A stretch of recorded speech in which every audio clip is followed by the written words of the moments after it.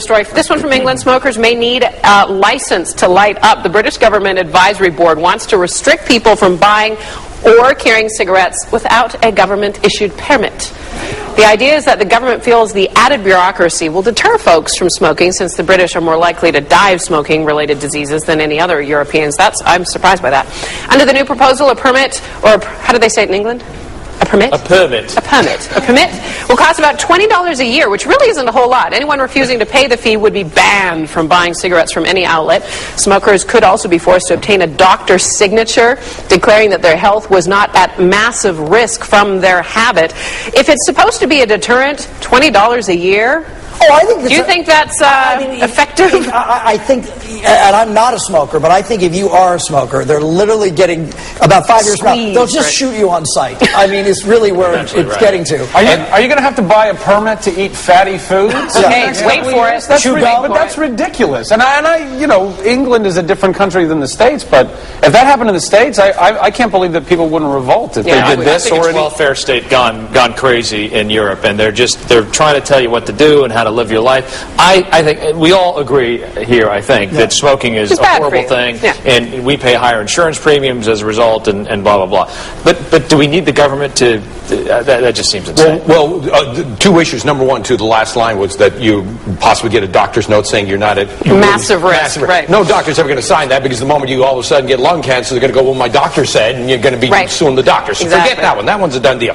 Now, as far as the permit, in Canada, we have socialized medicine, or free medicine, basically. You can see any doctor, whatever, no bills ever. And I do believe they have the same system in England. In Canada, they literally tax, and it should be greater amounts, and they call it literally, you know, to cut... No, sin tax, they call it. A sin tax. On cigarettes, on alcohol, and that kind of stuff. So it's the same thing. Yeah, if you're going to smoke, you know, the permit thing, just raise the taxes on the cigarettes or whatever, because it's going to contribute to the cost of the health care. So those who are contributing to the cost should reimburse it. And that's all it is. It's just a form of reimbursement. Maybe they didn't want to tax it because it's taxed too high, they're calling it a permit, whatever. It's just a way of getting money from the smokers to pay for how much we're going to have to pay to keep them healthy. How many smokers on that Chuck set? Well, no, there's not that many. I don't know. I mean, there's, you know, various people, cast or crew, whatever. It's not, but smoking's gone considerably down. I mean, but not in England. You see, I mean, I can't believe in France. I mean, France seemed to be the country in the world that would like hold on to smoking indoors, outdoors, wherever. And now they're passing laws you can't smoke indoors. The tobacco industry has basically given up on America. They're targeting Europe, Japan. They've given up. It's, you know, America, forget it. So they're putting their money there. So, you know, who knew that the smoking story would get Mark more riled than the Heather Mills story? Imagine if Heather Mills was a smoker. I know. Wow, forget about it. Our last story here, a Washington, D.C. woman is suing electronics giant Best Buy. She's suing them for $54 million because it lost her computer. Raylyn Campbell took her laptop to a Best Buy store because it was broken and needed to be repaired. And she had bought one of those extended warranties that you never know if you should buy. Well, after a few weeks, the store said, "We've got no record of your computer ever being dropped here." What do you mean? A few months went by. Best Buy offered Campbell a $2,500 settlement, returned more than $1,100 to her credit card, and even threw in a $500 gift card. She filed a lawsuit anyway, saying Best Buy breached policy. This is the key, by not informing her that her identity could be at risk because of the missing laptop. They originally were very slow to respond to her emails, to respond to her calls about the fact that her laptop was missing, and originally only offered her $900 when the laptop cost $1,100 to begin with, and they didn't talk to them about the fact that she could be at risk for identity. Yeah, but here's the question. They say that she apparently never took the laptop there and dropped it off. That's the question. Did she or didn't she? And if she did, the moment you drop something off, you get paperwork saying, and it's I've shopped and I've dropped off stuff. You get a detailed statement. So I believe she has that. I believe she has that. No, it says no. Read off the top. But what? Read off the top. She doesn't have that. That's what I'm saying. So they're going, you know what? You're still complaining. We're going to take care of you. I didn't read that anywhere either, but they did admit. They ultimately admitted that they said, no, we don't know where your computer is. And then they finally said, okay, we actually did lose your laptop. So they still have the paperwork. I got that. No. You're right. She has $1 billion. But I think $54 million is a little much. However, I do think that even aside from identity theft, which is a huge thing, especially nowadays, what about all of her personal files and pictures and all that stuff? Yeah. I think that you have have to put some kind of a price on that that's not just like, here's a little bit more money in a gift card. And that's what she says. She says, look, I don't expect to win, but I'm trying to bring attention to the case and to get them to admit that they lost it and take responsibility for it and to get it noticed. And it's annoying that they apparently did not want to give her the full. They were very smug through the whole process. And then you get squeaky wheel, and then suddenly they come around. Yeah, I'm in a similar situation right now. With what? I'm not going to say which electronics discount store it is. But it's not to buy more. I'll tell you that much right now. This stuff doesn't happen to buy more, people. I bought a stereo, what do you call it, amplifier. Yeah. And it has a 30-day return policy. I get that. But I didn't use it. It's still in the box, and they won't take it back. I'm not using it. Why can't I get it? Is it past 30 days, Mr. Buckley? It's past 30 days, okay, but it's like by just 30 days. Well, it looks like somebody made their own bed, okay?